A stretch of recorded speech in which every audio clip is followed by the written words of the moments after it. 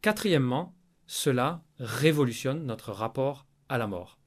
Si nous sommes des modes de la substance éternelle, alors notre essence participe de cette éternité. Bien sûr, notre forme particulière va disparaître comme une vague qui retourne à l'océan. Mais ce qui nous constitue fondamentalement, notre essence, cette manière particulière dont nous exprimons la divinité, cela appartient à l'éternité.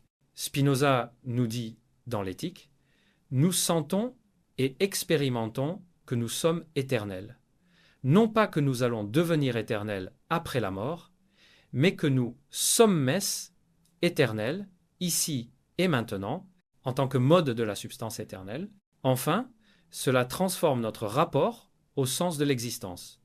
Vous ne devez plus chercher un sens extérieur à votre vie, une justification venue d'ailleurs. Votre existence est sans ce, par le simple fait que vous êtes une expression nécessaire et unique de la réalité divine. Votre vie n'a pas besoin d'être justifiée par un projet divin extérieur, par une mission que Dieu vous aurait confiée.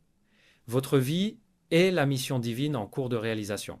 Chaque moment de votre existence participe au déploiement cosmique de la conscience et de la beauté. Alors, sommes-nous vraiment des fragments de Dieu? Selon Spinoza, la réponse est un oui catégorique. Mais ce oui nous emmène bien au-delà des consolations religieuses, traditionnelles ou des spéculations mystiques. Cette vision spinoziste nous propose quelque chose de radicalement nouveau. Une spiritualité sans transcendance, une divinité sans séparation, une éternité sans au-delà. Elle nous dit « Cessez de vous chercher ailleurs que dans ce que vous êtes. Cessez de chercher Dieu ailleurs que dans la réalité qui vous entoure et qui vous constitue. Vous n'avez pas à devenir divin, vous l'êtes déjà. Il vous suffit de le réaliser, de le comprendre, de le vivre pleinement, mais cette réalisation n'est pas facile. Elle demande ce que Spinoza appelle un amendement de l'entendement, une transformation profonde de notre manière de penser et de percevoir. Elle demande d'abandonner l'illusion de la séparation, l'illusion de l'individualisme absolu, l'illusion que nous sommes des accidents dans un univers indifférent.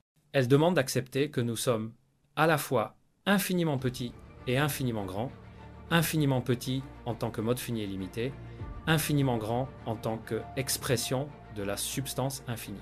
Je vous laisse avec cette question qui est « peut être la question centrale de toute existence humaine ». Si vous êtes vraiment un fragment de Dieu, un mode de la substance divine, comment cela change-t-il la manière dont vous allez vivre votre prochaine heure, votre prochain jour, votre prochaine année? Comment allez-vous honorer cette divinité qui vous constitue? Comment allez-vous exprimer au mieux cette puissance infinie qui cherche à se manifester à travers la forme particulière que vous êtes? Car au final, c'est peut être cela, la vraie liberté selon Spinoza, non pas échapper à notre nature, mais la réaliser pleinement. Devenir ce que nous sommes déjà. Des expressions conscientes, joyeuses et créatrices de la divinité cosmique.